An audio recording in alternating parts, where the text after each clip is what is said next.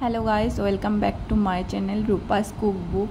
তো আজকে আমি রান্না করব হচ্ছে সর্ষে ভেটকি। আমরা ভেটকি মাছ অনেকভাবে খেয়ে থাকি, তো আজকে একটু অন্যভাবে রান্না করব। তো তোমরা দেখতেই পাচ্ছ আমি এখানে মাছগুলোকে ভালো করে ধুয়ে নিয়েছি। ধোয়ার পর একটা বাটিতে নুন, হলুদ, সর্ষের তেল দিয়ে মাছগুলোকে ভালো করে মাখিয়ে নিয়েছি। সর্ষের তেল দিলে মাছটা একটু সফট থাকে, ভালো হয়। তোমরা রান্নার সময় সামান্য একটু সর্ষের তেল ব্যবহার করবে। তো সাইডে আমি একটা প্যানের মধ্যে তেলটা গরম করে নিয়েছি। তারপর তেলটা একটু গরম হয়ে গেলে তার মধ্যে এক এক করে মাছগুলো ছেড়ে দেব।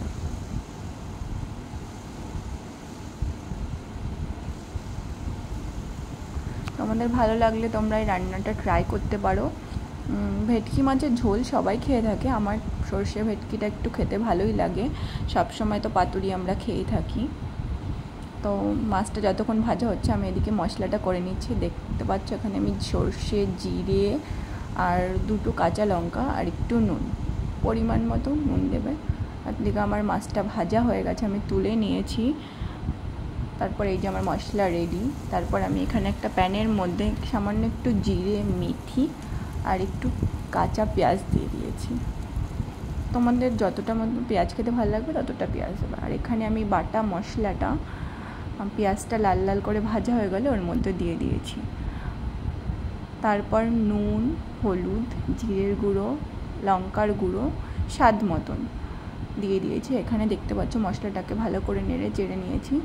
যতক্ষণ না মশলাটার কালারটা চেঞ্জ হচ্ছে, এরকম লাল লাল হচ্ছে, তোমরা ততক্ষণ মশলাটাকে ভালো করে নেড়ে চেড়ে নেবে। তারপর একটু কালারটা চলে আসলে সামান্য পরিমাণে একটু জল দিয়েছি। জলটা দিয়ে ভালো করে নেড়ে চেড়ে আমি এখানে একটা প্রেশার প্যানে শিফট করে নিয়েছি।